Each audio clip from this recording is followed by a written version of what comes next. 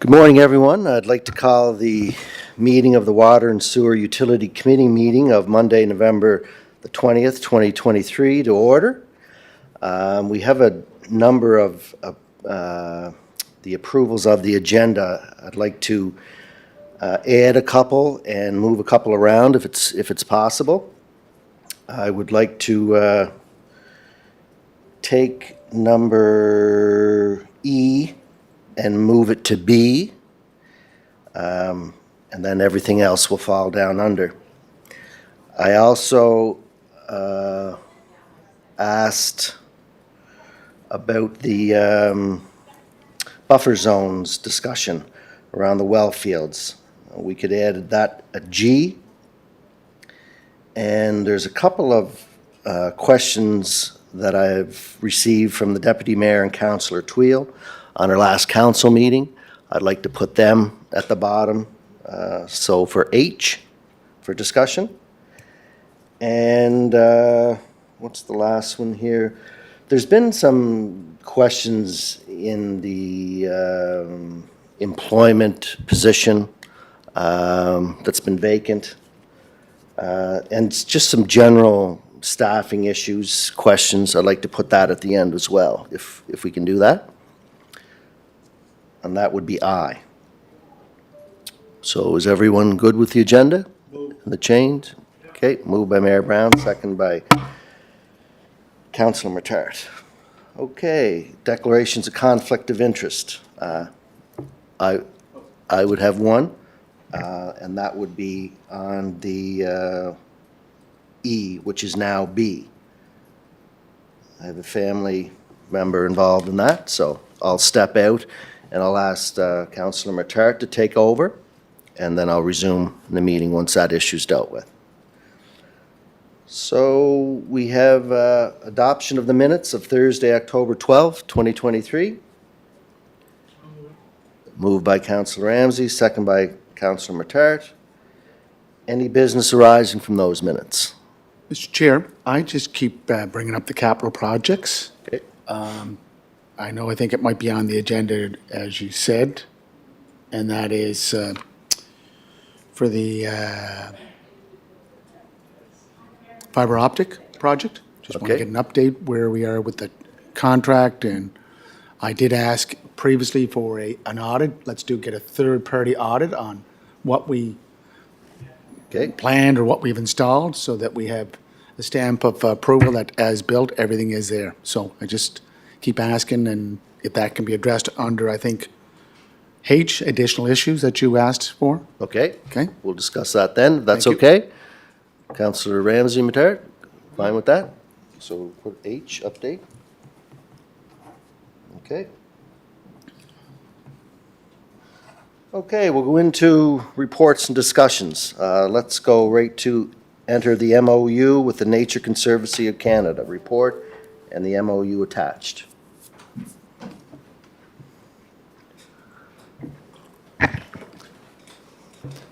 So this report is a follow-up to the one earlier in the year where Lana Campbell came in and presented the concept of the other effective area-based conservation measures as a potential designation for our wellfield sites that are performing as conservation areas due to the wellfield protection nature of those sites. And as part of that, the NCC would like to enter into a MOU. It's pretty basic, just outlining what we would contribute to the getting these sites listed as or designated under this OECM, and what they will provide for us throughout the throughout working with us. And it's mostly from the city's role is providing the information and data, what is required from the province to list these sites under that designation. We'll go through the process to get the approvals with NCC, provide any additional information that might come up. And yeah, the NCC will provide that service of working with the decision support tool that the province uses for these sites, and basically doing a lot of the work to pull everything together into the provincial application. This designation is still new. Would be a first as a municipality in Canada, I believe, to list wellfield sites under this designation. And unlike other Natural Area Protection Act, if something comes up where we wish to take this off the designation, that's not an issue. We just have to go back to the province and request it be taken off as that designation. And I believe we'd move to bring a resolution to council to support this MOU. Okay, thank you for that. I'm just wondering, you said there's been no other municipality in Canada? It sounds like the NCC, or the Nature Conservancy, is also working with the city of St. John to list their wellfield sites under this designation, but I think just due to the nature of their sites being quite a bit larger and some other things, we may be the first to use this as a wellfield protection measure. Okay.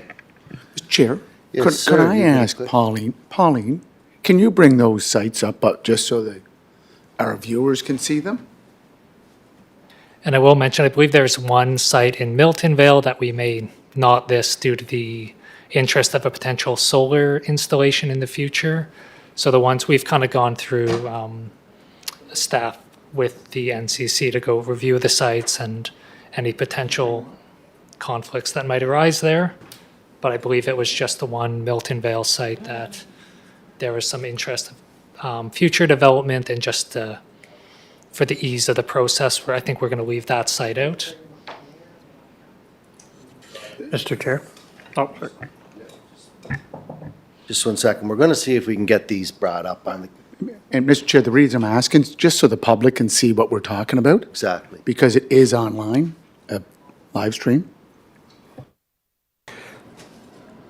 So my understanding, we have 4 well fields, but you're not going to do one in Milton Vale because there could be development down the road? It would just be one parcel within the Milton Vale well field. I believe there are at least one other one that would be listed.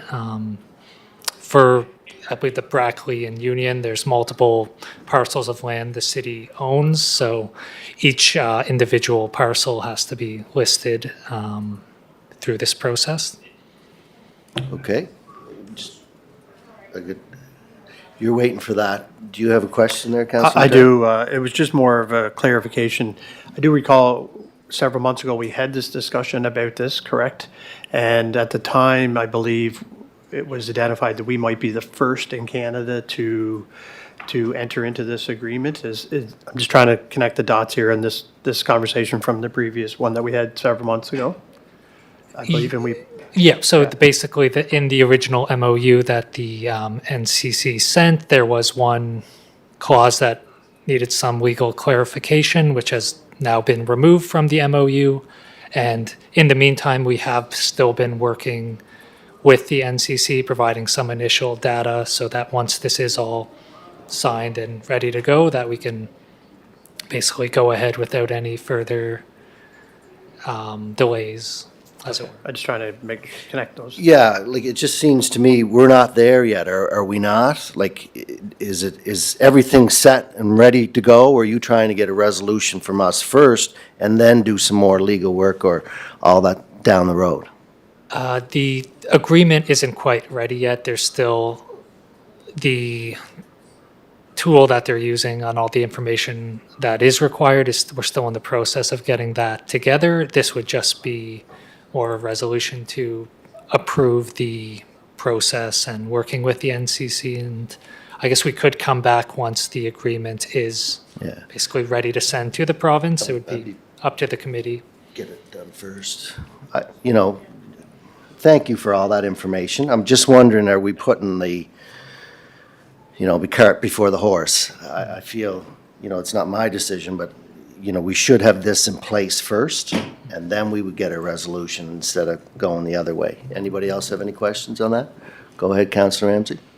Thank you for that, Alison. Could you sort of, in about 30 seconds, what is the purpose of this again? I don't even know if I was at this meeting. I could have been away at that time, so I just, if you don't mind. The general purpose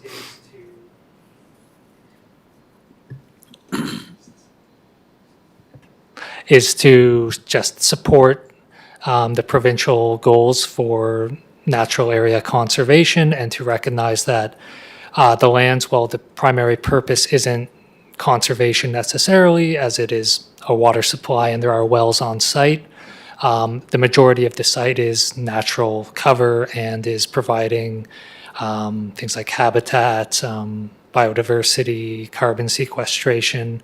So it's a way of recognizing that the city has these lands that are being used for basically natural conservation, but that's not necessarily the intended purpose of those lands. So instead of going through another process like the Natural Area Protection Act, it's more of like a softer designation where you can kind of back out. It's not in perpetuity like some of the other listings. And Mr. Chair, the reason I asked you, thank you for leaving it on the agenda, is Mr. Chair, my concern is that, and I asked this same question, Alistair, to the chair about the buffer zones around our well fields. You know, we don't want to have a repeat of Walkerton back in 2000, 1999, where, you know, farming practices were very close to the water source. So will this put some minimums on buffer zones around our well fields? That's all I'm trying to find out. Is that what the NCC is looking for? This process won't necessarily change anything that's already in the Wellfield Protection Act. It's more recognizing that these lands are performing the conservation, going towards those conservation goals. We have also been working with the NCC to reach out to landowners within these well fields, within the recharge zones, to send out letters expressing that we are interested in potentially purchasing the lands that we don't currently own, should there be anyone interested in selling it in the future, and outlining what that might look like, whether it's a donation for a tax receipt. The NCC does a lot of work in that land acquisition, so they're a great partner to be working with, and they had proposed potentially partnering with us to purchase a site where they would provide some funds, but to date we haven't had anyone come back to us yet. But there are those sites that are currently not owned by the city and are fields. There are restrictions on what could be done. They couldn't necessarily be converted to something else. But I can pass it over to Richard. if Thank you, there's Mr. anything to Chair. add. Thank you. That's good. Because there's no decision today. It's just more, we're doing a discovery and then bringing it back to this standing committee, correct? So That's you're my coming understanding. back to the standing committee once this is all done? Yeah, it's, I guess, if we're fine to go and get the signatures for the MOU from here, we can come back once everything is ready to be submitted to the province for those final kind of approvals. Yeah, wouldn't we be better to get it all ready first? Like, it's kind of unusual to get a resolution or, you know, approval and then go looking for it. Like, what I'm saying is, once the legal work is done, once the agreement is done, then you would come to the committee and then up to council. Am I correct with that? Rather than approving it now? Do you not think? I think Richard has something to add. You want to, go ahead, Richard? So at this point in time, we're looking to sign an MOU with the Nature Conservancy of Canada to do that groundwork, to have the lands designated. So what we're looking for today and what they're looking for from us is a commitment that we will work towards having those future agreements, and then we can bring those future agreements forward for council to approve. Today, what we're looking for is an agreement between the city and Nature Conservancy of Canada that we will work towards those designations. So they're looking for a commitment from the city that we will work with them to work towards those designations. I understand and thank you, but like I say, we don't know what we're doing exactly yet, right? Maybe you can, you know, I just don't feel comfortable of saying, okay, we'll sign the agreement, but we don't know what the agreement is in totality. You know what I mean?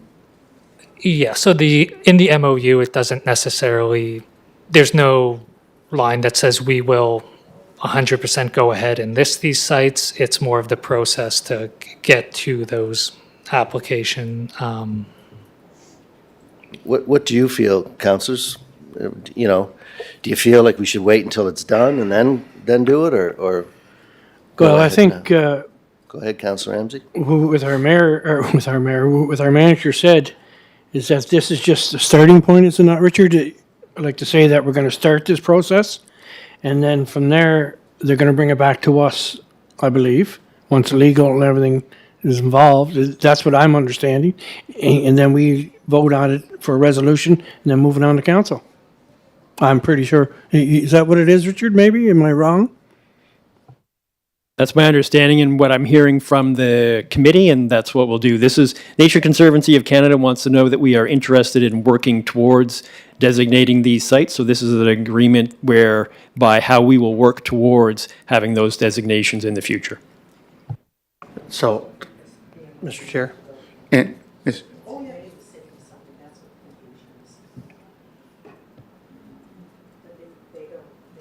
Mr. Chair, just while they're conversing, could we also look at any cost implications? Because let's say if we do have to purchase land to ensure that we have that NCC perimeter around our well field, I think that has to be accounted for. Is that Yeah. all right? That would be great. But that would be in the final agreements, right? I just want to make Okay, no, that's what Don't I, ask. no, that's what I mean. So if we don't know the final agreement, how are we gonna proceed down the road, right? Right, and I think that's where we would bring it back, and it would clearly highlight what listing it would look like, going ahead with those approval with the province, if there was any cost implication to us. I don't believe there would be any expenses on our end to have it listed, or there wouldn't be any requirements to purchase any additional land, or I can't foresee, but we'll certainly make sure that is in that final agreement when it comes So at back. the end of the day, do we wanna move ahead with it now or wait till it's finished and then? But I think we can't move forward without the NCC disagreement, is what I'm understanding. They're going to partner with us to help move this forward in developing. But the manager would like a resolution moved to council now, right? No, I don't, or, no? I didn't get that. Go ahead, Richard.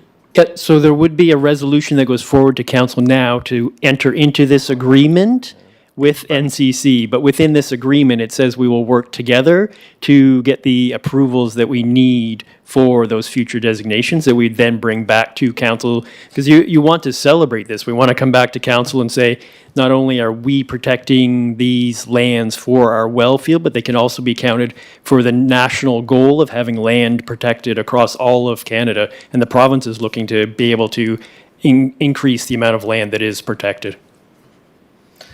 Yeah, like I said, there's nothing in Canada done yet, and I just get nervous when we put the cart before the horse, before we know the legal ramifications, but we can vote on it. I don't, Yeah, no, my preference is to get the agreement in place. Look, Mr. Chair, if there's one place that is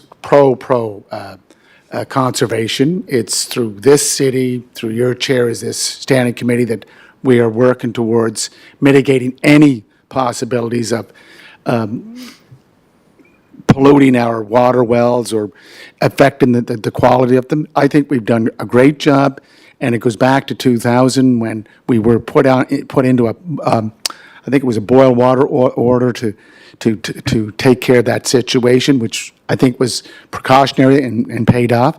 So I think I'd like to have everything in place before we vote on a resolution. That's my preference. I'd like to defer it until we get that. That's my okay, preference. defer? Okay, sweet, I think that makes sense, getting everything in place and come back. perfect. Great. Councillor Ramsey, so the committee's to defer it till we get everything in place?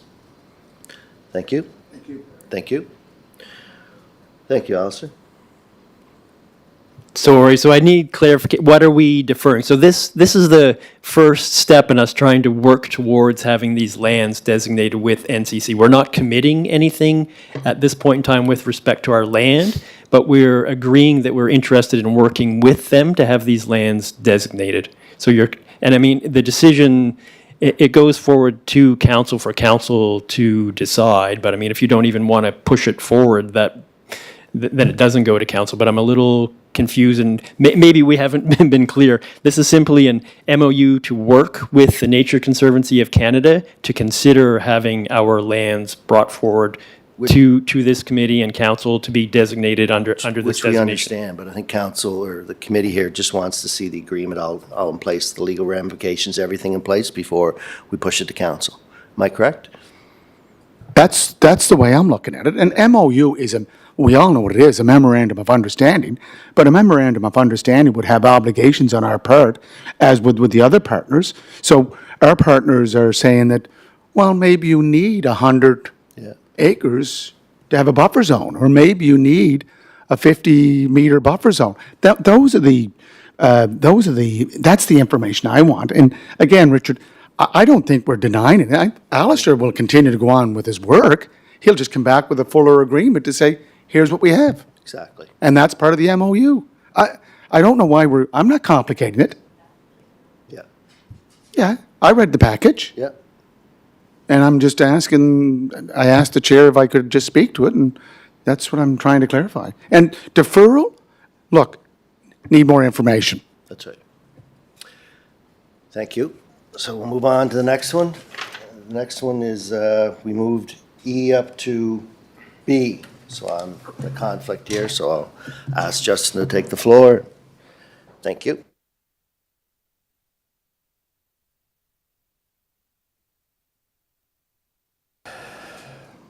Okay, thank you. So I guess we've moved E up to B. And I'm going to hand that over to, so E is water servicing to property outside city, PID 133405. Is that to you, Richard? To me, yes. I'll let you. So we received a request to provide water service to a property that is located outside the city boundaries. So any of those requests require an approval of council. This particular property happens to be within our wellfield protection zones. And because of that, my recommendation would be that we don't provide water service to this property. It would facilitate its development potentially as a commercial property, and that's not what we should be looking to do within our wellfield protection zones. There's a map included for you, a color map, and it shows where our wells are, where our wellfield protection zones are, and where the property that we've already purchased in this area are located. And this is a parcel of land that we've looked at trying to purchase over the years, and we should continue to look to purchase it so that we can protect it.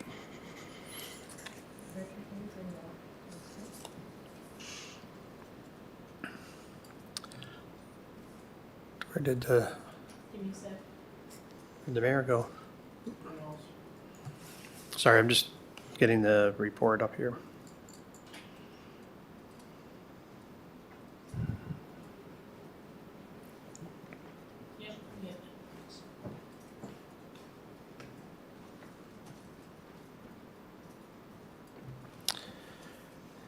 This is the property ownership, isn't it? Brackley, yes. Oh, sorry. So, Richard, so what is your concern? You're indicating you're requesting we do not grant water to the property? That's correct. So if we provide water service to this property, right now it's designated as agricultural land. If we provide service to it, there's a chance that the land could be changed. Its land use could be changed, and it could be changed to a commercial development, and the commercial development would fall within our wellfield protection areas.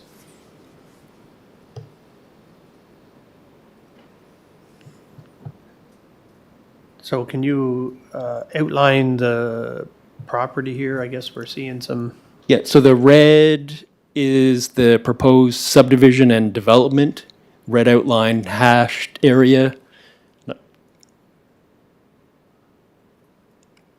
Just north of the green area and north there's a pointer. So The hexagons or almost circles on that are actual wells. And the blue, all of the blue area is land that we've already purchased to protect this well field. So the blue is city-owned land? That is city-owned land that we've purchased to And the protect this property well we're field. discussing is 133405? Yes. And what is where the mouse is there? What The is that? red area, that's a proposed subdivision on that parcel where they are looking to put a development.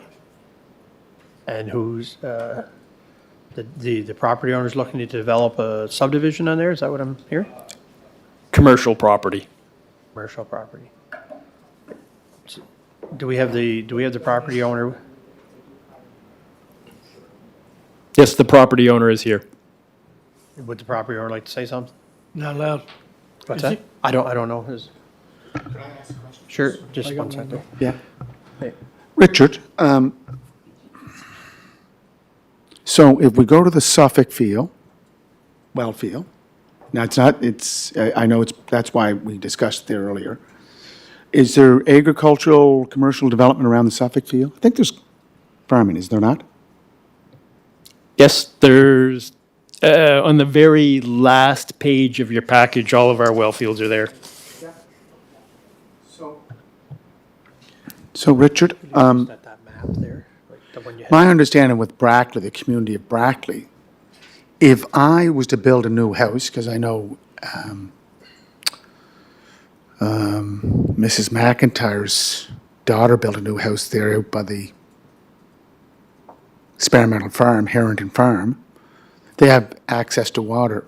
But if I'm a commercial developer, I have to find water, like a source of water, other than me just drilling down into the ground. Is that correct? For Brackley? I'm not an expert on the Brackley development rules, but my understanding would be that in order to change the land use from agricultural to commercial, they do currently require that the property be serviced from the Charlottetown's water supply. I know that there are properties in Brackley that do get water from our source. Correct. Typically an existing residential property that is along the lines of our water main. And Mr. Chair, again, this is just last question before you go to the owner of the property.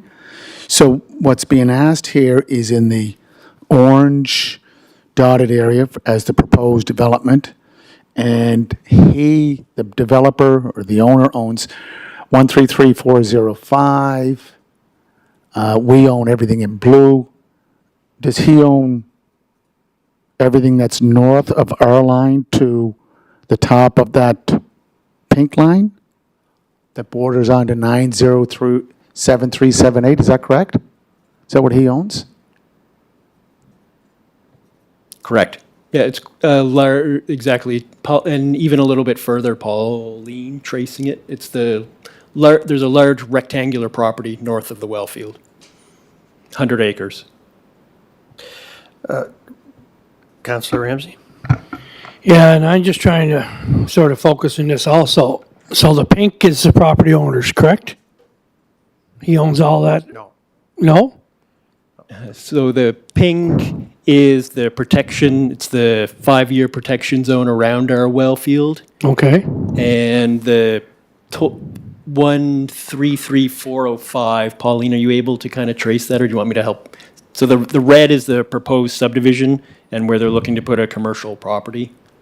And the green is what? The green is the 1-year protection zone around our well field. So any water that falls in that area, within 1 year, we'll see it at our wells. Is there a buffer zone? If this is approved, for example, is there enough space for a buffer zone, I guess is what I'm trying to say, since we brought it up our So- last agenda? So the pink line, any water that falls within that area, within 5 years, we can find it at our wells.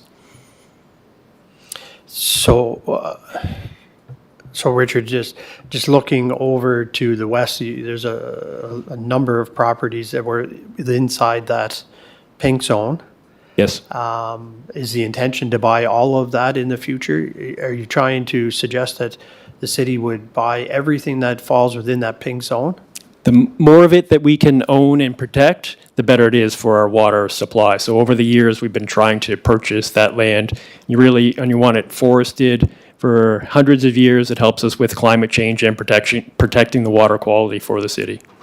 So I'm not familiar with what is there, but I have to assume that that is some residential homes of some sort, I suspect. Yes, so there are some residential properties, and even there, some of the residential properties that particularly fall within the green zone, we have purchased some in the past, but these ones are more established homes, and it's important that you work with them to make sure that they're maintaining their septic systems. If they happen to use fuel oil as their fuel source, you need to make sure that it is as well protected as it can be. That really is, in the green zone, if we have our choice within the wellfield protection plan, there should be no development at all in that area. But because there is some development, then we need to live with that existing development, but we wouldn't want to look to encourage any development in that area. So the red outline there, you're indicating it as a subdivision. My understanding it is potentially could be zoned commercial for potentially commercial usage only, which may include water sources for normal water usage as would be in a residential area, a residential home across the way likely. What is the concern with this property owner getting water here? So the concerns you have with a commercial development is if there's going to be any use of petroleum products, any pesticides, salts, any chemicals, or any potential activities that could take place on that property. So again, any use of that property can be a risk for us. But right now, I think you indicated it was zoned for farming, did you not? Correct, So yep. what's to prevent farming to occur there now and pesticide usage and such? Yeah, so there's nothing there to prevent agricultural use, which is why we've been trying to purchase the properties anytime we have an opportunity. So did we try to purchase this property? We have worked with the Nature Conservancy of Canada, and they reached out to the previous property owner, and at that time, they weren't interested in working with us for the sale of the property. Mr. Chair, can I just ask a question? Pardon me? Could I ask a question? You sure can. Go ahead. Of the, Do you have your mic there, Sue? We can't hear you. oh, sorry, can you hear me now? Richard, can you just clarify the policy on this, please? Because you've noted it in the committee history, but you haven't spoken to it. The policy regarding applications for water service that you've noted in your report. There's policy, but I don't see policy attached to the actual report, so it should be spoken to probably. Well, I mean, simply the policy is that anytime there's an application for water service outside the city of Charlottetown, it needs to be approved by city council. So it's not simply a decision made by the Water and Sewer Corporation. The city of Charlottetown makes the determination. Mr. Chair, can I just ask? This one. Thank you very much, Mr. Chair. Oh, Go ahead. Go ahead, Mr. Chair, Mayor. look, that's why when you look at the first agenda item, the Nature Conservancy of Canada, NCC, that's why I wanted more information. Like, this is what happens sometimes. We get down the road and then it comes back to us, oh no, you guys signed the MOU.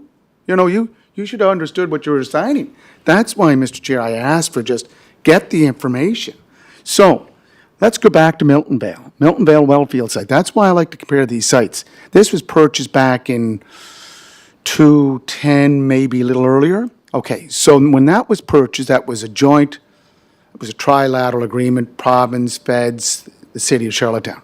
So what's the buffer zone around Milton Vale, Richard? So in our package, if Yeah. Pauline goes to the last page, I believe it shows all of our well fields. Yeah.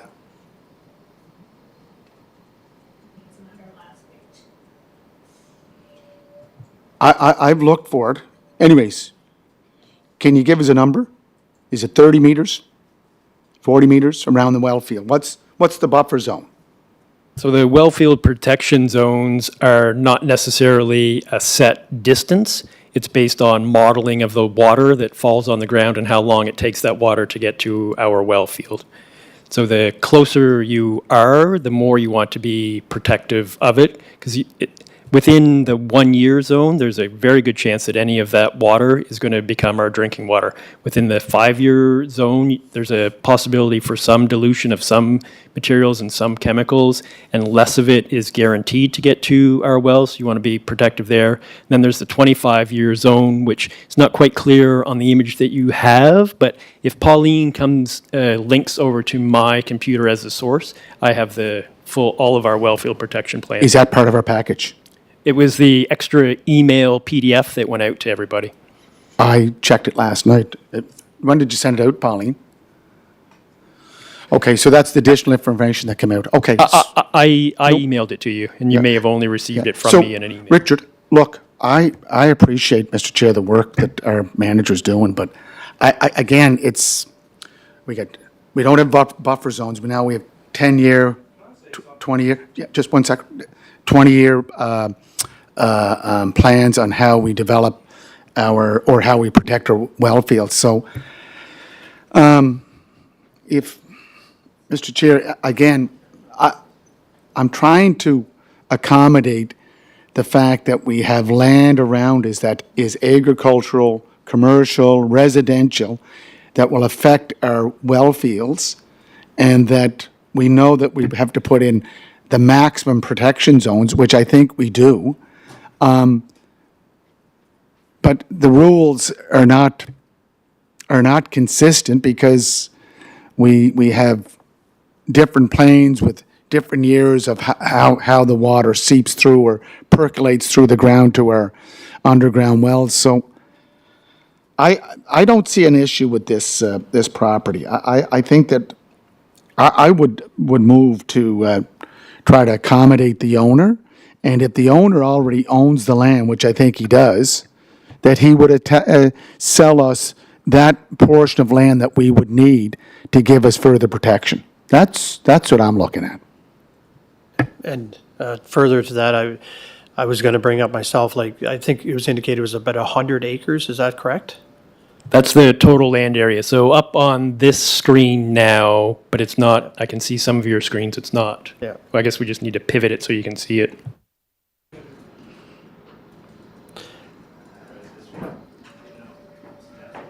Yeah. So Richard, I mean, having 100 acres, let's say 20, 30 of it is carved out from a protection perspective around that well.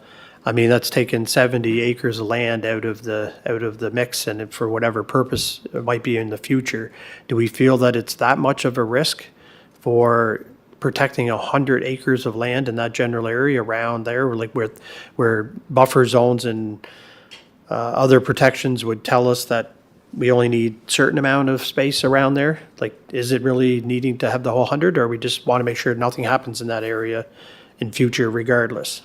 Yeah, so I mean, this sparked the conversation, and somebody asked me, why haven't we purchased this if there's this risk? And historically, we've always looked to have willing landowners, and they're not always willing to sell us the land, but anytime that they do, and in this area you can see on this diagram that we have purchased hundreds of acres around it, and we've reforested it. In this Google image, you can actually see where the trees are coming up, that it used to be an agricultural field to the south.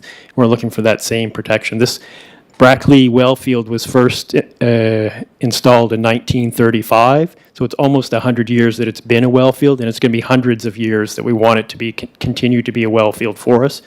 And the more protection that we can give it, particularly now recognizing climate change and we may have dry periods, the more that can be forested, even instead of agricultural, the better for us. And any development where you may have petroleum products, that is the biggest risk that we face on PEI, and why we don't want to have home heating oil tanks or diesel stored on any property, particularly within that 5-year zone. There is a possibility you could have one double-walled tank, but it's the biggest risk for us on PEI is that petroleum, once it hits the ground, it has that risk of them becoming our drinking water. I'd like to give the opportunity for, just wanted to. Yeah, and I understand everything you're saying, Richard, and but I think we should be willing to work with the homeowner, with the landowner, to see how much a buffer zone we really need for now or for the future. And if it is 15, 20, 30 acres, you know, maybe they're willing to work with us. If it's 40, well, maybe they're willing to work with. If it's 5, you know, should do that. But you know, we're sort of stopping development, I think, to a certain extent. Thank you. Okay. Richard, I just wanted to give the, I just wanted to give the, sorry, I suspect you're the property owner? Yeah. Did you want to introduce yourself and then state your, Yeah, so my name's Dan Whalen. I obviously own that property. I had met with Richard, and I told him that I'd be willing to sell inside that 250-day zone to the city, if that's what the city wanted. The city guidelines also state that within that 5-year zone, development is allowed. Like, that is the city's water act that states that you can do development within that 5-year zone, but they recommend not to do it within the 1-year zone. So with meeting with Richard, we came to an agreement of where to put the access and where to put that red square, in that I would also sell some of the land. So I was quite confused that it's not recommended to go forward when I thought we were in agreement to work together. thank you. Richard? Yeah, so I did meet with the applicant, and where I thought I could possibly bring a recommendation forward to council, we'd have to be outside and in the 25-year zone, not within the 5-year zone. So in the 5-year zone, there should not be commercial development. In particular, my understanding is looking to have a commercial yard where there'd be a number of diesel vehicles. There's no sanitary system in this place. Anything that gets washed off a vehicle is going to become our drinking water.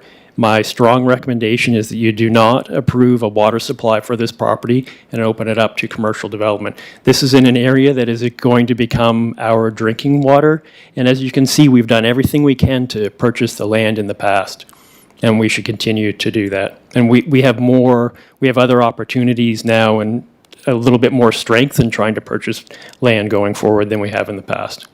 So Richard, you just indicated there that you have tried to purchase the property in the past and everything you can to do that. Have you tried to purchase the entire 100 acres from this particular owner? Nope, that would be our next step, and whether it's the full 100 acres or it's about 60 acres that falls within the 5-year zone and the rest is out into again, it's less than 25 years because it borders on the 5-year, but that's the first step. And the first step is whether council wants to allow or facilitate. It's not even allowing the development. That's a decision yet to be made by the community of Brackley, but the first step in it would be the city of Charlottetown granting water rights to that property, and I don't recommend that we encourage development within our well fields. Would you like to make another comment? So when I spoke with the environment, the Department of Environment, they're the ones who told me that development is allowed within the 5-year zone under the Well Protection Act. Is that not correct, coming from the environment? Yep, so you can have development within that area, but it's much better if it's commercial development or development that doesn't include many hundreds of liters of diesel fuel on the property. In currently the way that property is zoned, it is zoned for industrial, forestry, commercial, or resource. So any person could come in and build essentially the same spot wherever they want it. It's zoned agricultural right now, and it'd be up to the community of Brackley what they allow there, which is why I feel the city of Charlottetown should work towards purchasing this property so that we can control the development that takes place on the land that becomes our drinking water. Well, that's an ambitious goal to, purchase that land. I mean, I don't know if those discussions have been had with the property owner, and maybe the recommendation here is to determine whether or not we either proceed with moving it forward for the water, because that's go to council, is what I understood, or do we give an opportunity for both parties to continue discussions and negotiations around what may work for both parties? Or are we at the end of that discussion? No, I mean, following this decision, then certainly it's my intention to work with the landowner. Again, this is a piece of property that the city of Charlottetown should own a good portion of it, and then to work with them on that. Respectfully, Just use the mic. Yes, to use the mic.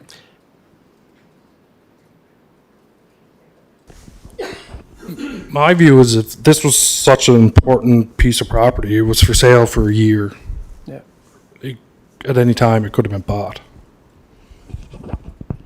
Yeah, so again, through the Nature Conservancy of Canada, we did approach that owner. They were in Ontario and not interested in selling the parcel to us. They felt that there was a relatively high value placed on the land with the hopes that it could be developed, but currently it's zoned as agriculture and cannot be developed. But it also could be farmed. And Yes, it currently is farmed, and again, we should look at purchasing. And historically, we always needed the landowner to agree with us to make that purchase, but we now do have the powers under the MGA that we can expropriate the land if we need to. And that had historically not been an option for us because it's outside the city boundaries, but the MGA now has a clause in it where if we do feel that we need to purchase a piece of land, we can expropriate it. And in the past, we haven't done that. We've always worked with the landowners to purchase it. Councillor Ramsey? Yeah, thank you for that. Is 100 acres. Could both parties get together and sort of purchase so much what the city thinks, and then the landowner sort of keep the other? We just say 100 acres, so I'm 50 acres each. Would that satisfy both parties if they sat down, or is that right out of the realm? I don't know. I'm just trying to, and I understand Richard's points, but I understand the landowner's point too. So I'm just trying to find a balance here.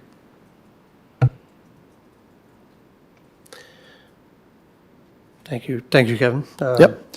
So, Mr. Chair, again, going back to the well fields that we already have in our inventory, I think we have to take a hard look, hopefully working with NCC, to establish those 5-year, 10-year, 25-year water use or water issues. And I don't think we've done that, Richard. And today's decision is to allow the property owner that just bought the property, and again, if I look at our capital budget, it doesn't have purchase of land there, so I don't know if we were thinking about it when you were talking to the Ontario property owners. So this is allowing them to access water. I'm saying, allow them to access the water. That's what I'm saying. Richard? The capital budget, I believe you'll see 600,000 for well field protection. And that was for this designated property? That was the intention, yes. We were working with NCC to see if we could find a way to purchase the property with the previous owner. And what was it sold for? It was listed at 1.2 million. Anyways, so we'd have to go beyond our 600,000 to meet that 1.2 million. We were looking at a 50-50 partnership with NCC. And that didn't come through. Did not go through. Okay. So the current property owner is here, and he's asking for access to our water. I'm saying, give access.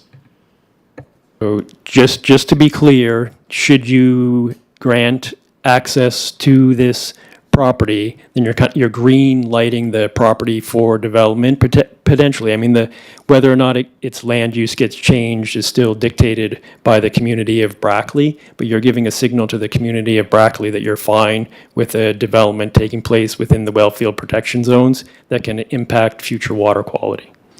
Do we have commercial properties within the area? I think if you go to the south, we have BioVector.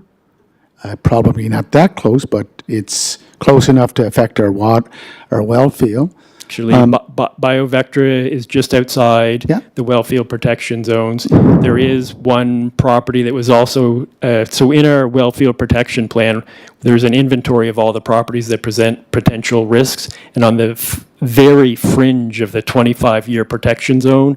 There was a trucking company that was highlighted as being a potential risk to our well fields, and that we need to work closely with them. So you're green lighting a development much closer to our well fields for a similar operation, actually an operation that has more diesel use. There's no sanitary sewer system anytime they wash their vehicles.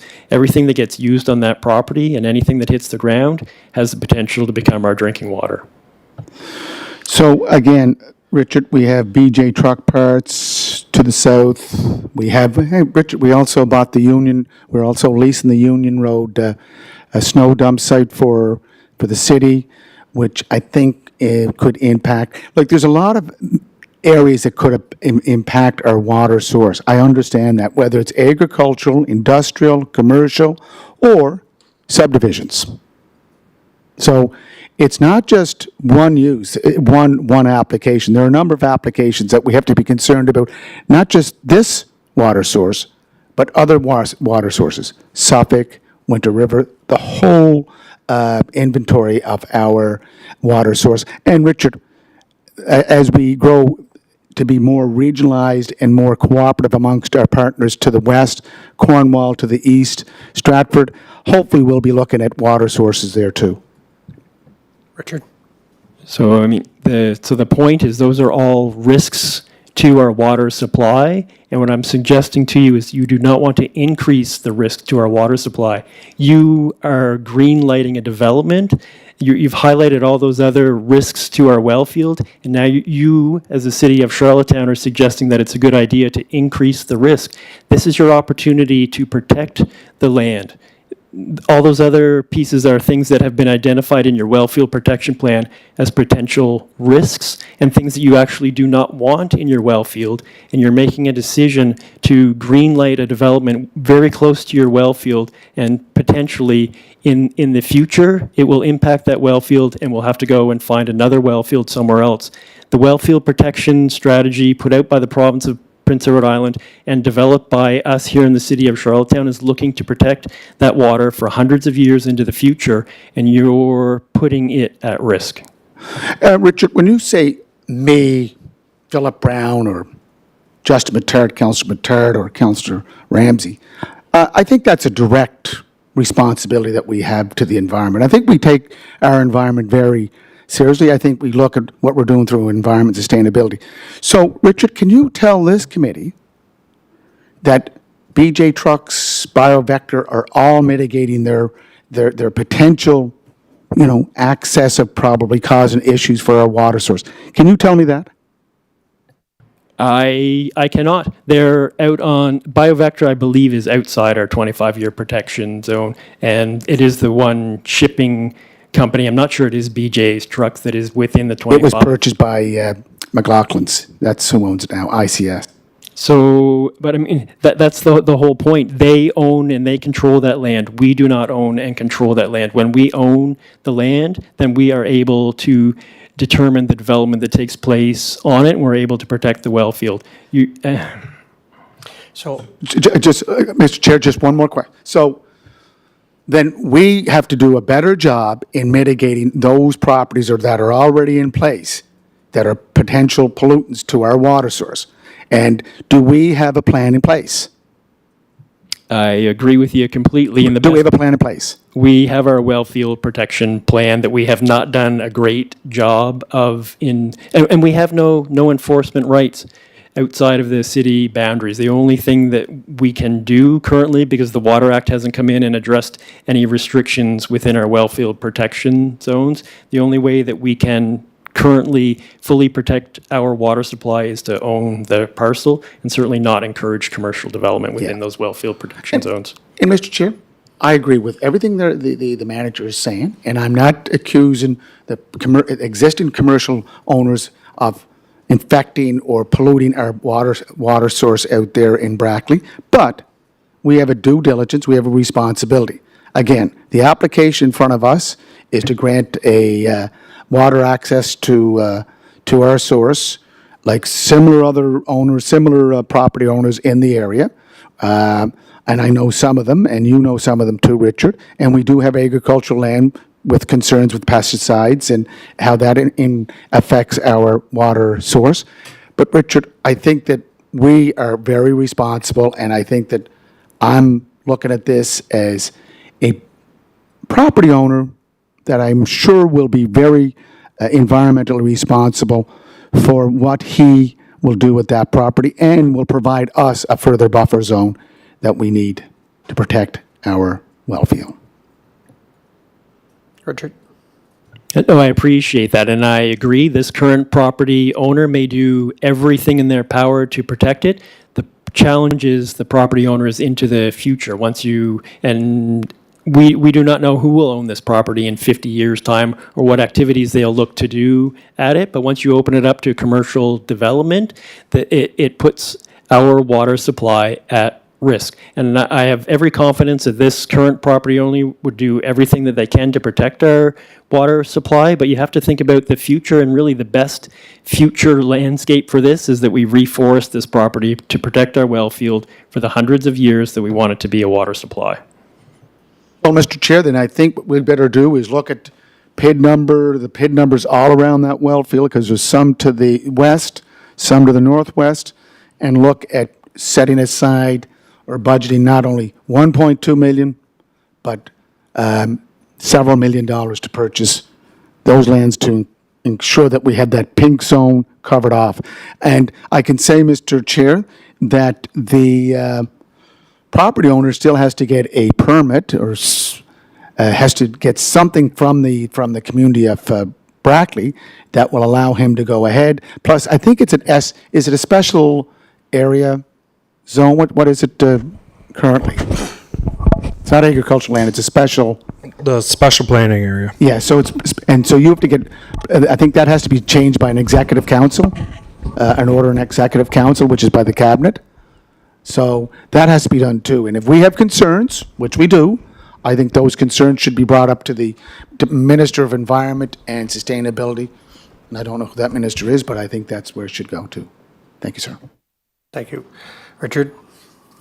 Again, you are suggesting to them at this point that you would be okay with that development. What they are looking for from you is whether or not you would supply water to that property. And I would be concerned that your message to them is that development is fine within your well field protection zones should you grant access to the water supply. Let me make it very clear that what I'm suggesting here today is to provide the property owner access to our water. And because it's a special planning area, if I'm wrong in my decision-making hierarchy, it does have to go to executive council. And if it goes to executive council, I believe the MLA for that area is the premier of this province. So if that is, if his concerns are mirrored by your concerns, then they'll have to make a decision. What we're saying is we've already done this for some property owners in the area. We've accessed them access them to use our water, and this is just adding to the list. Richard? And it's residential properties, existing residential properties in close proximity to the water main that comes into the city of Charlottetown. And just last point, Richard, anyone that wishes to get water access to our water source has to go through this standing committee for water and wastewater. So green lighting, I'd say it's yellow lighting right now. Thank you, Mayor Brown. Just to conclude, I guess, if we have to make a decision, it seems, Richard, your path forward this is to purchase the land. I'm not sure, again, if you had a discussion regarding the current property owner, the value, the budget, all of those things. And then going on the understanding that you would like to possibly own much more property within that pink zone going forward as a protection, using this as the catalyst for that decision to move forward. I still feel that is there, some type of going back to the drawing board and looking at, you're looking to take the entire 100 acres. Sounds like the property owner is willing to work to give that bigger buffer zone area that might protect that. I just feel like, is it an all or nothing thing for you? It's I want the property, and doesn't seem to be another negotiation that can happen here. And again, so it's either we give the water or we buy the property. I don't it seems like that's the two options here. Yeah, that was my point too, Chair, is that, Sorry, Richard, I was going to give Richard oh, a chance to respond. I'm sorry. Sorry, Richard, go ahead. No, again, we do want to own a good portion of this parcel of land, and we can have that negotiation with them. The challenge when you provide that right to the water, that it'll be the community of Brackley, I believe, because I think they have an agreement with the province that it's working through that special area, because they have their own plan now. So the community of Brackley will be making the decision as to what they would approve within our wellfield protection zone. Then they may or may not approve it, but they will look to your decision as the Water and Sewer Committee today to move this forward to council with a recommendation to provide water service to that parcel of land that could then allow more development on it. Currently, it's agricultural. We should still look to purchase agricultural land within our wellfield protection zone so that we fully control it, but there's less risk with agricultural property than a commercial development. Councillor Ramsey, do you want to comment? Yeah, and I just find it very difficult that we can't sit down with the two parties and just say, like, as I stated earlier, if we need 50 acres or if we need 10 acres, sit down with them and make sure it's so far back our buffer zone is that we don't know what's going to happen in the future anyway. But at the same time, we have to work together in this, and I hate to turn some people down and then say yes to other people. But Richard, getting back to your point is, as the chair said, like you want the whole 100 acres, or would you be satisfied with half it? That's the thing stuck in my head. Yeah, so when I did meet with the landowner, we talked about the area that is outside the 5-year zone, but it's up off of a road that they can only have seasonal access to the property if it became a commercial development. And really, even then, ideally, you'd want simply residential development up there as opposed to commercial. And that's the conversation that I would have with the property owner going forward. So I think it's about 60 acres that falls within the 5-year zone, and then 40 acres that's outside the 5-year zone and still within our 25-year zone. So Richard, if the applicant decided to take the application off the floor regarding water, are you less concerned that he then decides to lease for agricultural use of farming with pesticide spraying and chemicals? Is that less of a concern to you?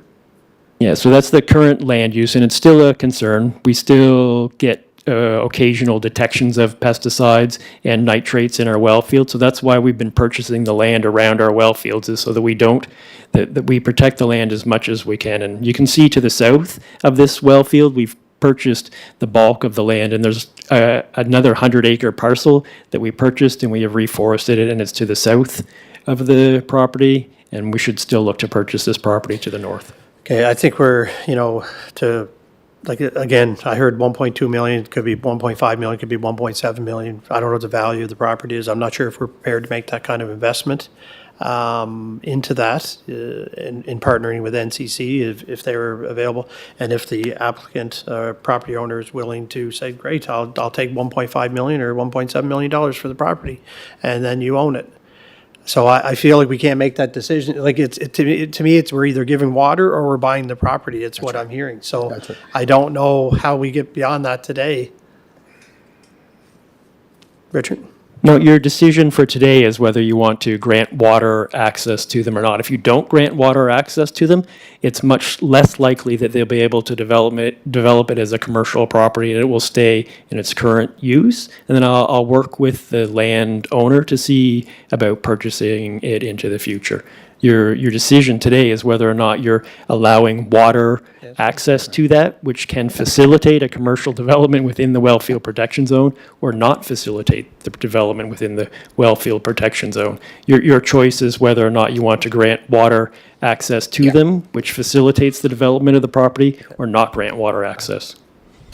Chair, I know you're in a time constraint. I appreciate it. Pauline, can you put up the the email from Mr. McEwen with the Charlottetown Wellfield protection. The reason I want to put that up, Mr.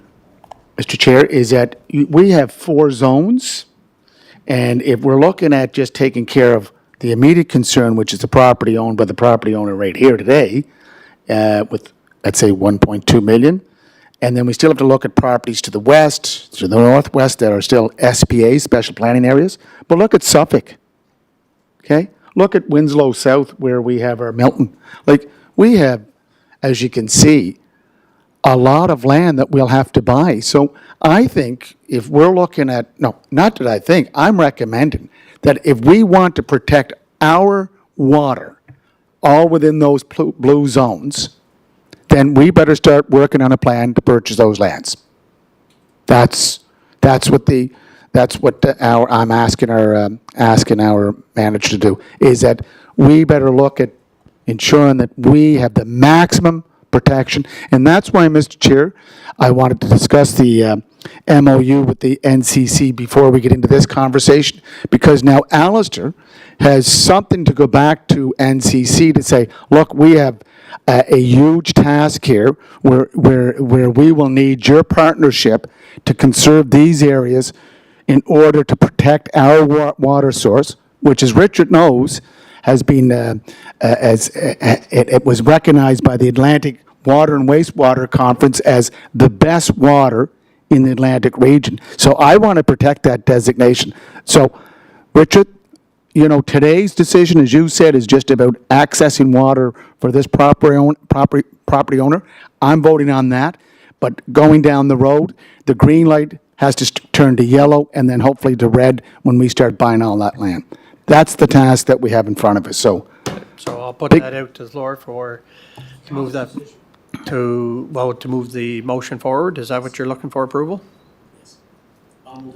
Okay, we have moved, second. Okay, so we have mover and a second.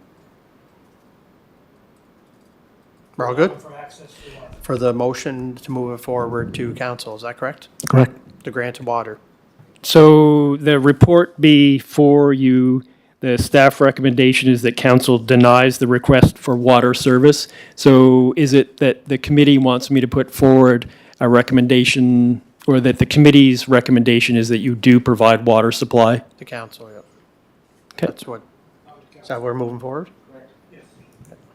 Yes, Mr. Chair. Okay, thank you. Okay, if there's no further on that, we'll thank you, and we'll move to the next one, and we'll call back in the chair.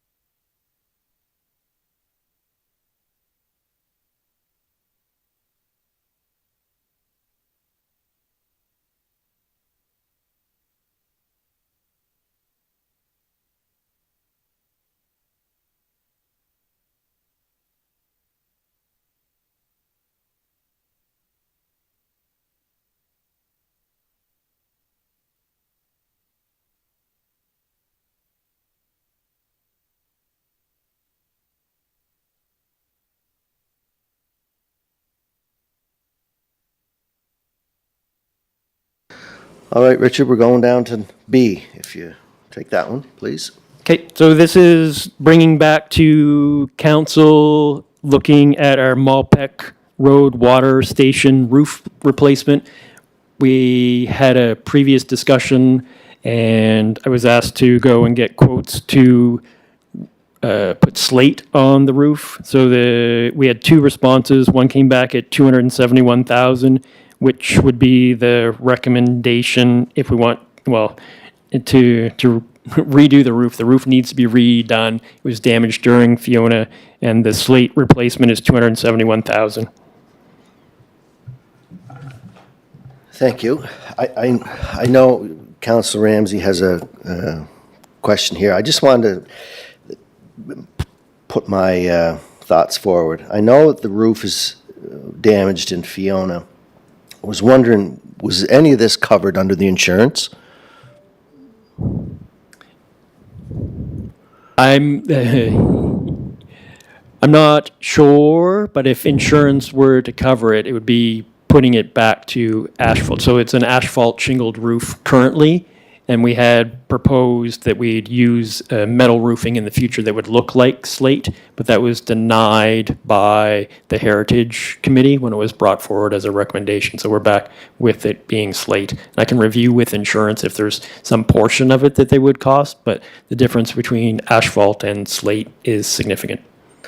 And I realize that, and I know we put 200,000 in our budget to start the repairs of the roof and maybe a window or a door in that building to start. But if we go to this type of roofing, that takes away the 200, plus we're looking at another 71.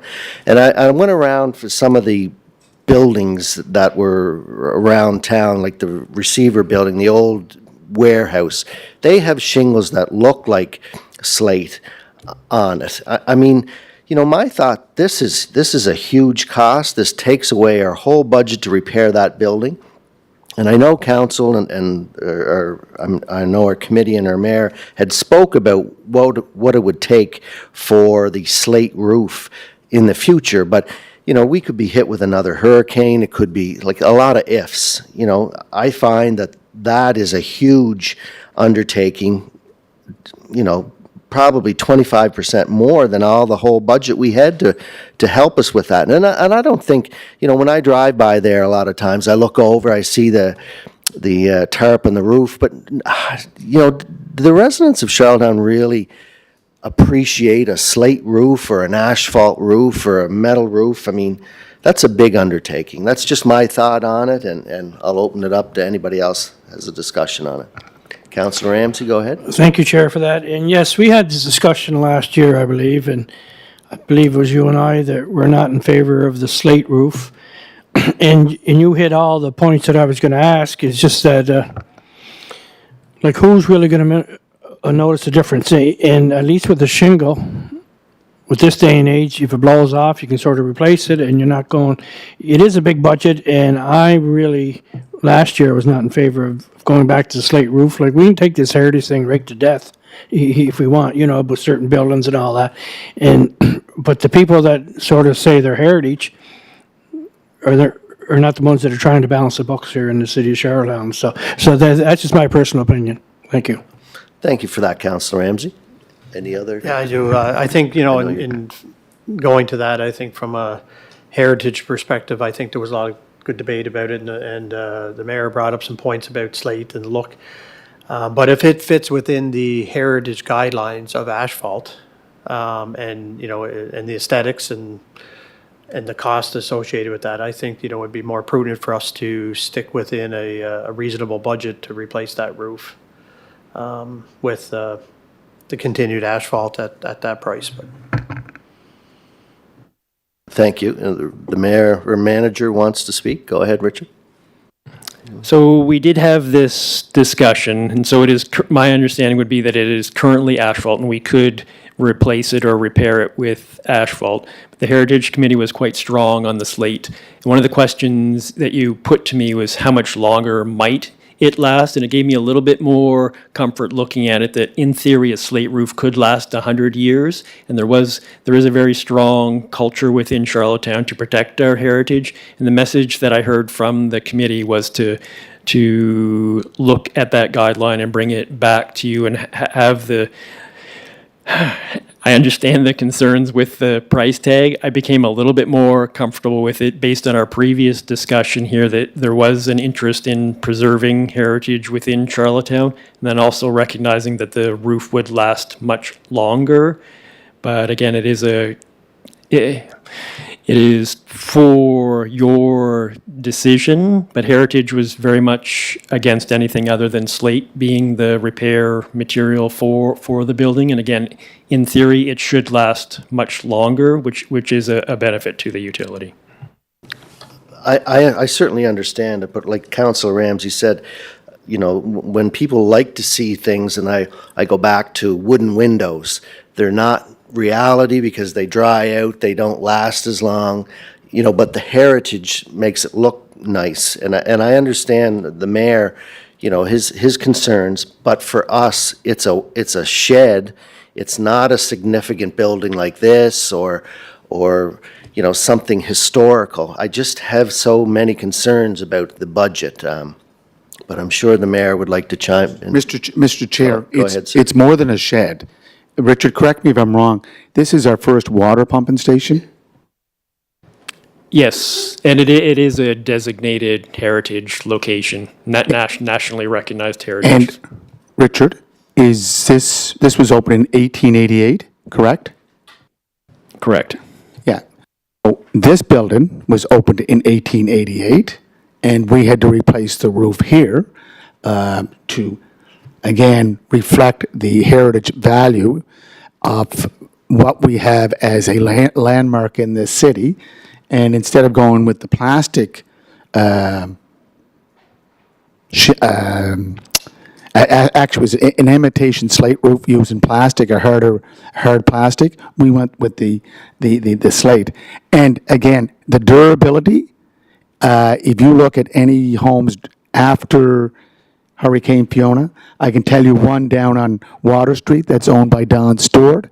That's a slate roof. Not one slate moved during the Fiona.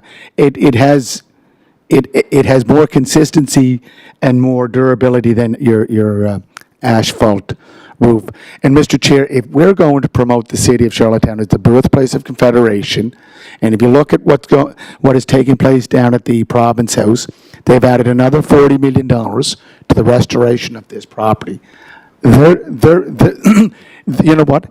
They are practicing what they're preaching. So that's what I'm asking, that we have to practice what we preach too. If we don't, then let the city go where it may want to go to, but I'm sure that will affect cruise ship visits, tourism to this city, like no other. And if I use Quebec City as an example, the money they spent the money in Montreal, the funding that they spend on restoration would dwarf our budget. This, again, I don't see this as the last restoration for this building. I'd like to see the building completely restored. Richard has already started with the doors and windows, but inside, we could do more work with that facility to make it a heritage landmark. Thank you for that, Mr. Mayor. I mean, those are great thoughts, and I appreciate where you're coming from. But my understanding, my house, I have asphalt shingles. None of them blew off, you know. So that kind of, you know, it's a give and take. It's the budget. That's to me, that was our whole budget. We just thought 200,000 will start picking away at this building. And then we come in at near 300,000 just for the roof, so that doesn't leave us anymore.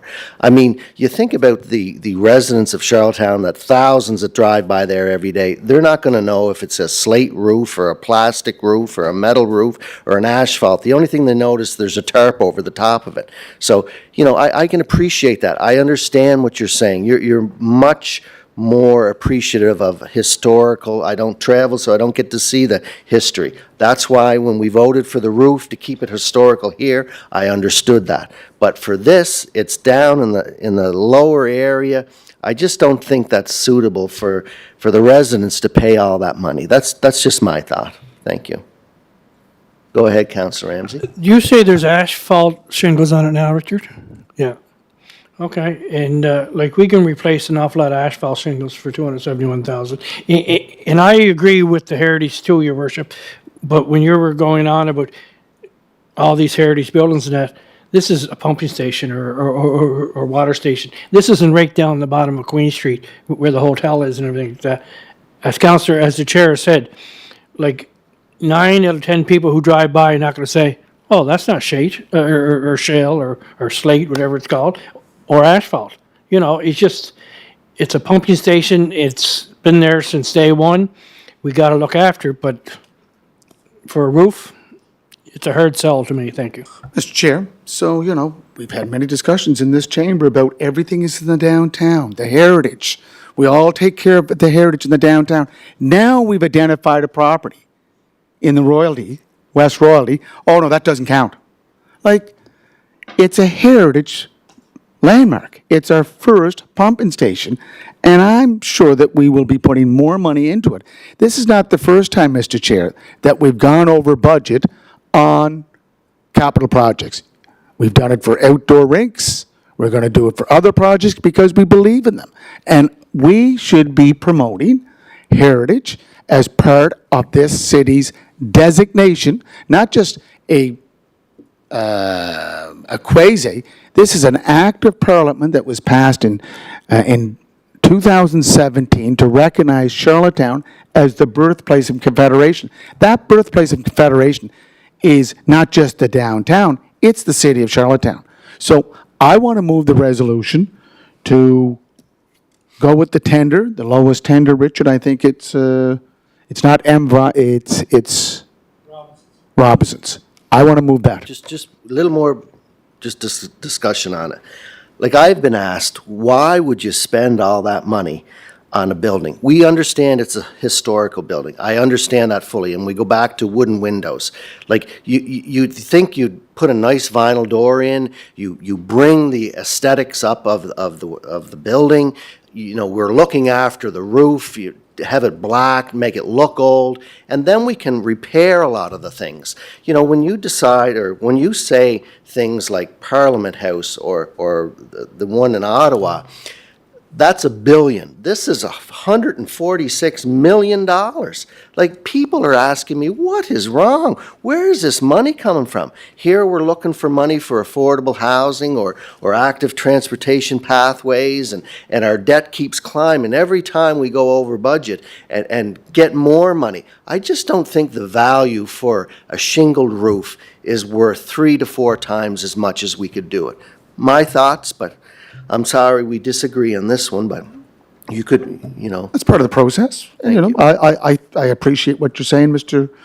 Chair, but I'm moving a resolution to adopt the lowest bid for the re-shingling of this historic building from asphalt to slate. okay. So, You need a seconder. yeah, okay. I just can't second that myself, so. No, I have to get you. Well, then the motion dies, and that'll go to council, Richard, correct? As a rejection? Sure. So you want me to bring forward a resolution to not award this? Slate. Yes, sir. Thank you. With all due respect, thank you.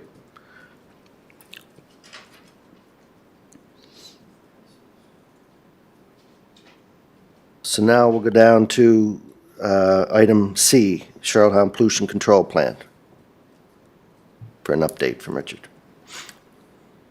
Yes, so at the Charlottetown Pollution Control Plant, we budgeted $500,000 to upgrade our computer systems that run the plant, and this is the first step in that, and it's a recommendation to purchase a PLC upgrade from Graybar in the amount of $94,537.62. And Graybar is the only supplier of this equipment for us. And so this would be a sole source purchase from Graybar. Thank you, Richard. The mayor has comment. No, I don't. Okay, I'm just, was this in the budget, Richard, for this cost? Yes, so we budgeted $500,000 to look at upgrading our computer systems at the wastewater treatment plant. Perfect. Thank you. Richard, again, is that under CP upgrades? Where is it in the budget? I'm just looking at the capital. Yes, capital should be, I believe it's a $500,000 line for It's upgrades. the resiliency improvements, or is it the lift stations? No. I have CPCP upgrades. Yes, was that 500,000? 750. 750,000? Okay, I might have combined two things if that's the only line in there.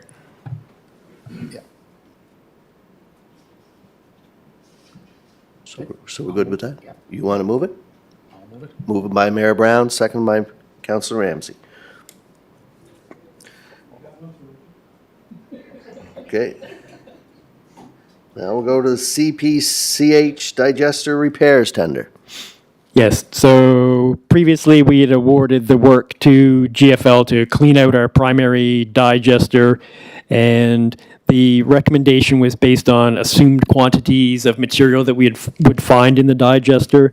Unfortunately, we found more solids material for removal in the digester, so the math on it works out that we need a little bit more money approved, $65,000 more than what we had anticipated would be the cost related to the cleaning. We had budgeted $1 million for it, so I would need to increase the budget by $30,000 to cover the costs associated with cleaning the primary digester. Okay, this was just, is this in our budget amount, within So- the budget? So the cleaning of our digesters was budgeted at $1 million. And I did everything I could to reduce the cost down to that 1 million.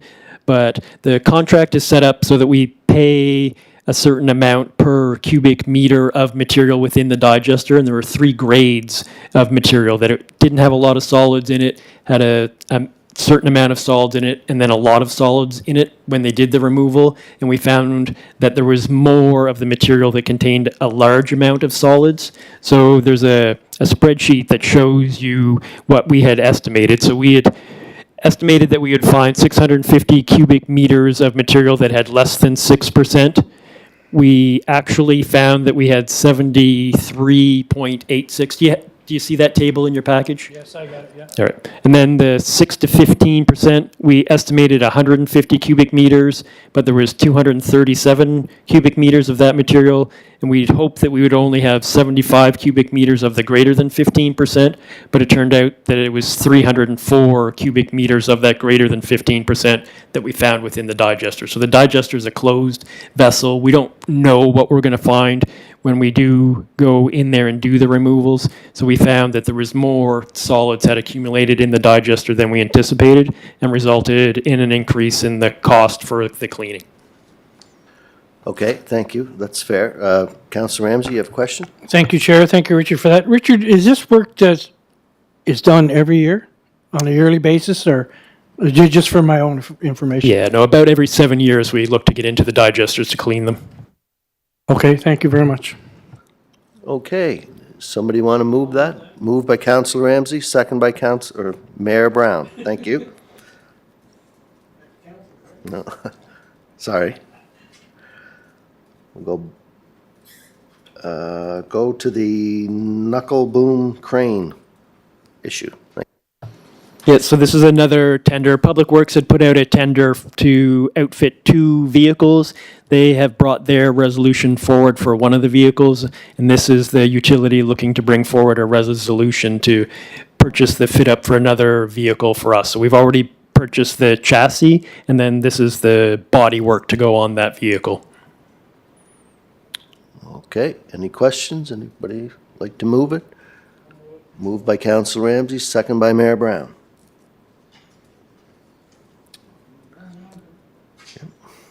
Okay.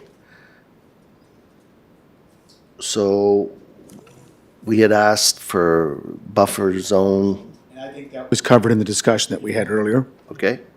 So Richard, again, I just want to follow up that if we're looking at increasing our 25-year plan, that we should be looking at all 4 zones. So you may have to, or you may be required to bring someone in to look at the assessed value of some of those properties? Yes, so in our previous wellfield protection plan, there had been although it is now outdated, but we did do land assessment values, looking at how much it would cost to purchase the land that should be purchased by the city. So I will revisit that, and we will move forward with it with your support. And also, again, we have a stronger negotiating power now than we've had in the past, thanks to the MGA.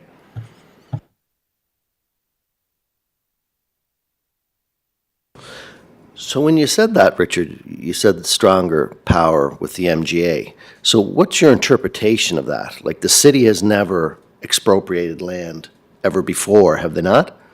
So we have expropriated land within the city of Charlottetown for the Charlottetown Water and Sewer Corporation when we've needed an easement or purchasing land where we needed to do infrastructure development, but we've never expropriated land to my knowledge outside the city boundaries.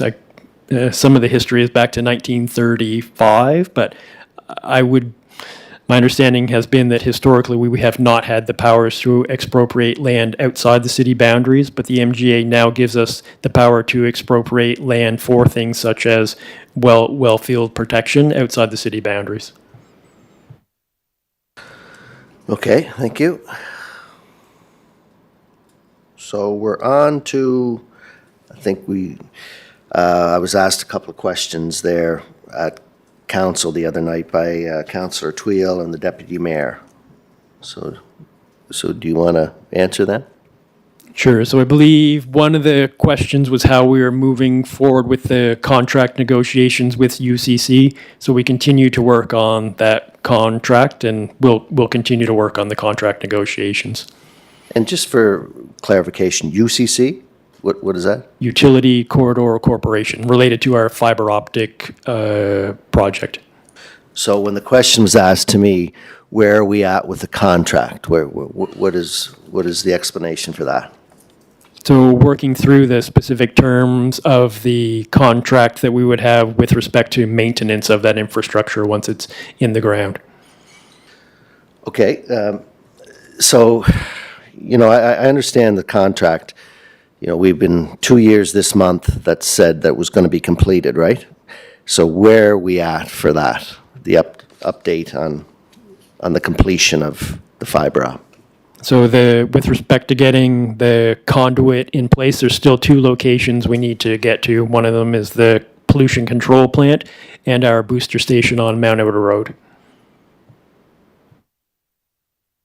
Okay, so the total years of this operation, how far are we at that now? How long have we been Yeah. working on this? A long time. Yeah, how many years? Probably into our 3rd or 4th year. Because I know when the person was here, he said, I'll be done by the end of November. That was 2 years ago, right? And so now you say we have a couple, is that what the old tractor is down at the corner of Mount Edward Road bypass? There's one right on the corner. Is that part of the equipment to get up to the Mount Edward Road booster station? So right now, the conduit is along the Confederation Trail, and we need to get from the Confederation Trail up to the Mount Edward Road booster station. So there's a couple of options we've been looking at. Is it Towers Road, or is it a new pathway through Parkland that we have just south of the booster station? Is trying to find the best path to make that connection. Okay. So where are we at for a completion date? Like when the last meeting, the mayor had said there's a box on Mount Edward Road there That's the one he's talking about. that's the booster station there. Yeah.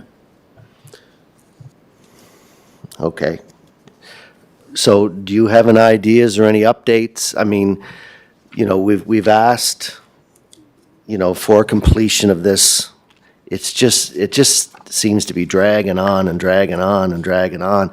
Like, is there something that we have to do to complete this, or hire someone else to help get it? Like, where are we at with this? So really, I do need to push on that contract, and I think getting the contract negotiated will help facilitate getting all these last pieces put together. So what is the delay on the contract? Like, we keep saying, okay, at this point, or when it gets to City Hall, or the lawyer is working on it.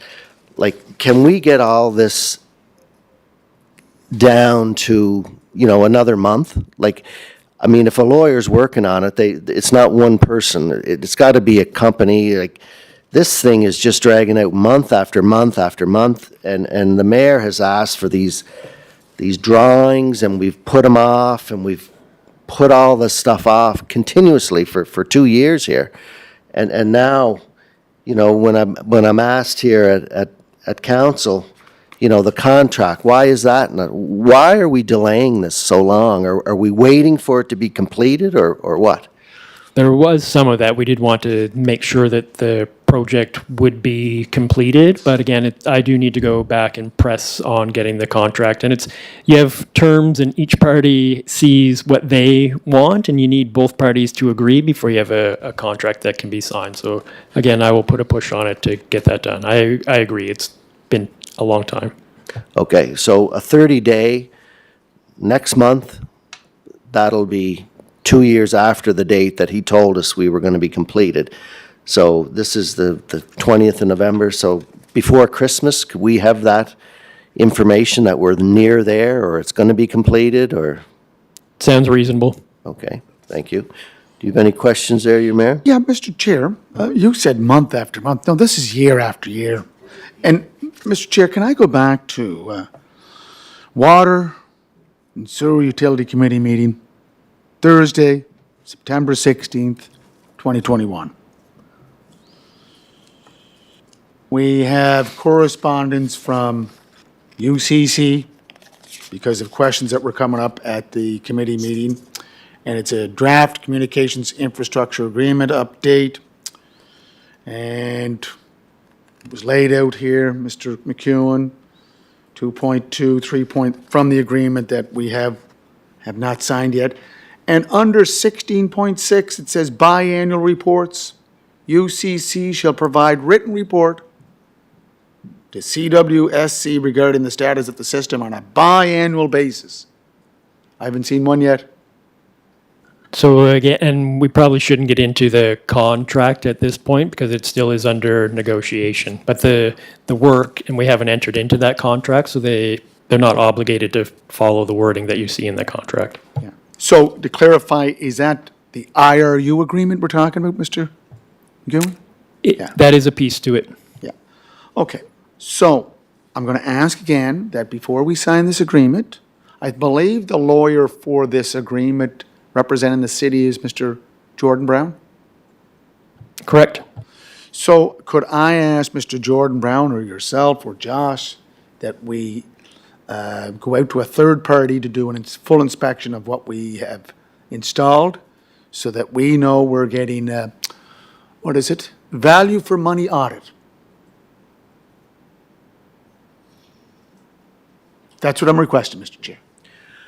Is that, At this point in time, I believe you're 100% correct. I mean, this has been going on for, like the mayor said, years, so we've put them off as long as we could. I think now it's reasonable to ask something like that. Do you agree, Councillor Ramsey? 100%. Yeah. what's the next step, Mr. Chair, in doing that third-party audit? I think, the lawyer should be part of it too, Yeah. It's his agreement that he's put together for us. And he's been working on it for the last several years. Yeah, it's kind of come to a head now, Richard. We've been delaying it. We've kind of let us down the road with blind faith, hoping. But now it's coming to a point. Reality has struck. We have to get these questions answered. Not just for your department, it's for us to do our due diligence at trying to oversee this type of stuff, right? So I believe the mayor's right. So what would you like to see, or what could we do to do what you're asking?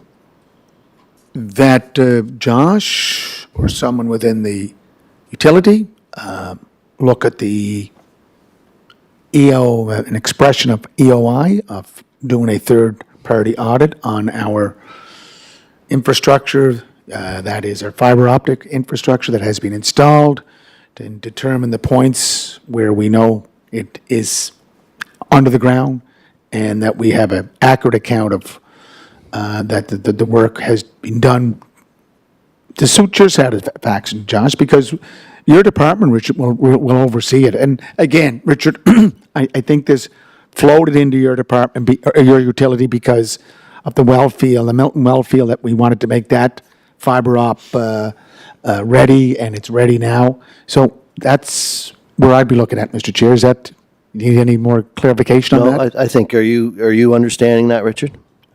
I do understand, and I can go back. I know we have a consultant that's assigned to this project, and I'll talk to our consultant and the lawyer to see what we can come up with to satisfy you with what is actually out there. Chair, the only reason I say this, No. in the end, you as chair and we as committee members will be responsible for making a recommendation to council to sign this IRU.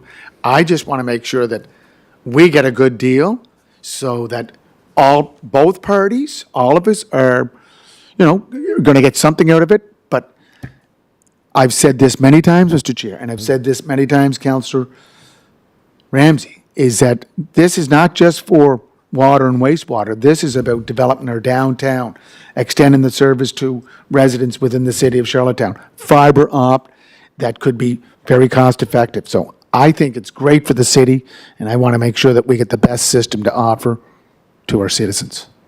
No, that's reasonable, as long as they know what the request is here. Yep. Right? As long as everybody understands, that would be great. I think that would be prudent on our behalf. Thank you. Okay, so I think that answers one, and the deputy mayor's question about the door or something. Yeah, so it was a drainage question and perhaps the door as well, but Public Works has redone the sidewalk over here. It's actually on Queen Street, if I understood the complaint correctly. And kind of for the record, we didn't have fiber optic installation completed there, but Public Works has corrected the sidewalk. And as far as I can tell, the door on Kent Street has been repaired by the owner. And again, we don't feel that any work that we did would have done any damage to that door. Okay, thank you. All right, any questions on that? Staffing. Staffing, this is, I don't know, the letter H-I-J, whatever.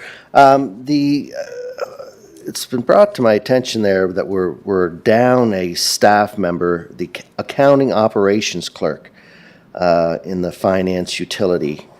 Has that been vacant for quite some time now? Yes. And why is that so? I'm not sure how much into HR matters we should go, but there's been discussion between the finance department and utility department on filling or not filling that position, but I'll go back and review it. Okay, can you get an answer for us for our next meeting as well? Yes. Okay. Now, the other thing about staffing is, we were so excited, the staff at going to go to McAleer. Is the water department going to go out there, or certain parts, or the whole water department? I mean, not to be disrespectful in any shape, way, or form, but I went in downstairs the other day, and I was just shocked about the lack of space or the amount of people that were working, in the cubicles. I just find, I know what it was like when I went to work. I had a window, and I felt restricted. So when this building is open, is our staff going to move out there? Are they going to get extra space down in that area? Could you let me know on that? So the staff, our current McAleer staff, are the staff that are moving from one building that is the McAleer building to the new McAleer building that's on Brackley Point Road. So it's all the staff that are out there that are moving into the new building. It was designed to mirror what we had out there. So there's no staff at City Hall that are moving out to that location. Okay, I thought the staff here. So we're in desperate need of space, in my opinion. Do you agree, or do you find that that's a working area in the water utility area down there? So collectively, there's work throughout all of the city corporation to look at how we work. I mean, there's a relatively recent renovation that took place here at City Hall, and we're still working on office space here at City Hall.